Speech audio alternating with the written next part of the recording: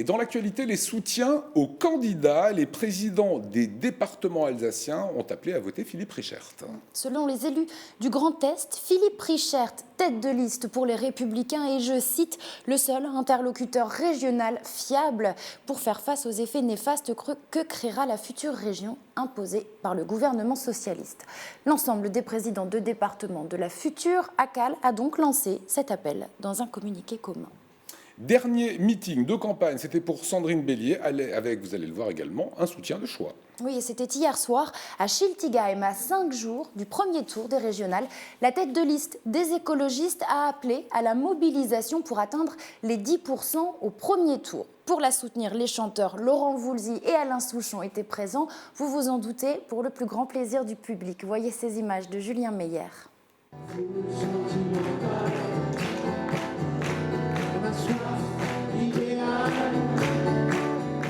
Il reste 3 jours. J'espère qu'on sera entendu. J'espère que les gens iront voter, plus nombreux que ce qu'on nous annonce.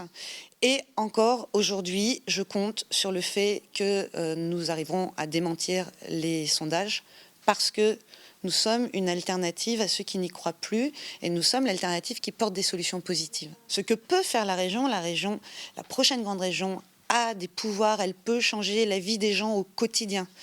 Et ce qu'on porte, moi je garde la conviction que c'est ce qui va permettre de sortir de la boucle dans laquelle on est depuis quelques années, d'une boucle de désespérance, du chômage qui augmente, de nos territoires qui se désindustrialisent, de l'exode rural. Non, l'écologie porte véritablement les solutions pour mettre fin à cette situation. Lutter contre le dérèglement climatique, aujourd'hui, ça passe par des mesures qui créent de l'emploi dans le bâtiment, avec l'efficacité énergétique, dans nos industries, avec les énergies renouvelables, et qui en plus vont nous permettre de faire des économies, vont permettre aux ménages de dépenser moins et d'avoir un peu plus d'argent dans leur porte-monnaie pour pouvoir manger mieux, par exemple. Ça va permettre à la collectivité, à la région de faire des économies, cet argent-là. L'argent qu'on ne dépense pas en chauffage, en électricité, c'est de l'argent qu'on peut investir dans les PME, dans l'économie sociale et solidaire, dans l'activité qui est au plus proche des territoires. Voilà, et le bisou du duo Voulzy et Souchon. Casse-tête à présent, c'est pour les livreurs, ça se passe dans le centre-ville de Strasbourg. Depuis vendredi, l'accès au centre-ville est restreint en raison des mesures de sécurité mises en place dans le cadre de l'état d'urgence. De quoi compliquer lourdement la tâche de nombreux professionnels, c'est notamment le cas des coursiers. D'ordinaire, le mois de décembre est très chargé pour la profession. Cette année, leur travail est encore plus compliqué. Écoutez ce directeur d'entreprise. Depuis la prise de décision de la préfecture de bloquer le centre-ville, on a forcément augmenté notre activité car on nous sollicite beaucoup plus vu qu'on est un des 3 prestataires à pouvoir livrer au centre-ville à vélo ou vélo cargo. On a un droit d'accès au centre-ville au vélo toute la journée.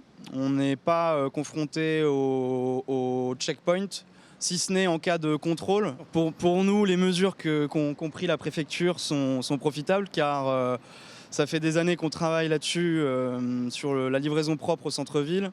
Et là, forcément, vu qu'on est contraint et forcé de s'y appliquer, et qu'aujourd'hui, à Strasbourg, il n'y a que 3 prestataires ayant la possibilité de réaliser ces prestations, forcément notre activité augmente. La circulation se passe beaucoup mieux au centre-ville, ce qui rend l'activité très agréable pour nos coursiers à vélo et même je pense pour les usagers du centre-ville. On est très satisfait du suivi de la ville car ils se sentent très préoccupés par la situation.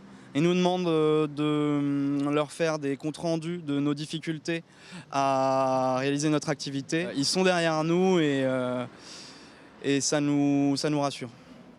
Voilà un coursier heureux, vous nous direz tout à l'heure, vous l'entrepreneur avec un emplacement au centre-ville, comment ça se passe. Si vous avez envie de faire des sports collectifs, eh bien les mercredis sportifs sont faits pour vous. Il s'agit d'une opération organisée par le département du Haut-Rhin. Elle vise à faire découvrir aux plus jeunes des sports d'équipe. C'est aussi l'occasion pour les jeunes de côtoyer des sportifs de haut niveau. Nora Boirioua s'est rendue sur place ce mercredi à Kingersheim à la découverte du volleyball avec l'ASPTT Mulhouse. Regardez. On fait un échauffement en commun. Après, on fait différents ateliers où c'est les joueuses qui entraînent les enfants et on termine sur un tournoi, un goûter, distribution de posters, signature d'autographes et Voilà. Quand on est des joueuses professionnelles, quand on joue au plus haut niveau, on doit être un exemple.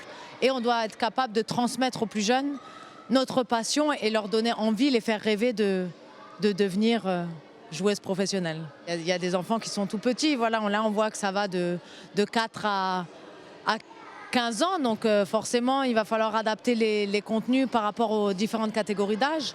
Après, je pense que quand les jeunes ressortent de cet après-midi avec les yeux qui brillent et l'envie de... Voilà, ils ont côtoyé, peut-être, on l'a vu lors de la présentation des joueuses, ils connaissaient tous les noms et les prénoms de chacune. Donc voilà, pour ces enfants-là, c'est à mon avis un après-midi qui restera inoubliable. Allez, volet festivités de Noël avec l'écomusée. De nombreuses animations et ateliers participatifs vont se succéder pendant les prochaines semaines pour vous faire revivre les véritables traditions de Noël en Alsace. Promenades commentées, initiation à la confection des brédelas et contes de Noël sont au programme avec même des jardins surprenants. Tout au long de la journée, vous allez avoir différentes animations, que ce soit à l'école, chez les artisans ou dans d'autres maisons, autour de ces traditions, alors avec la ménagère par exemple. Et vous allez aussi avoir des ateliers participatifs que vous pouvez faire en famille ou entre amis. Donc vous avez notamment l'atelier sur les brédalas. Donc on fait participer les enfants. Vous avez des ateliers de décoration en matériaux naturels ou matériaux recyclés, donc que ce soit pour le sapin ou pour la table, avec notamment des bougies en cire d'abeille. Et on va faire également des décorations chez les artisans dans l'après-midi.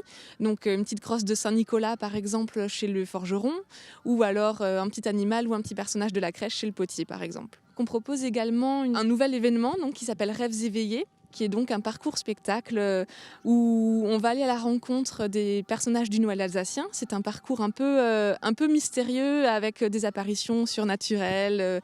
On se demande si effectivement on a rencontré ces personnages ou non, et puis avec un final un peu plus féerique.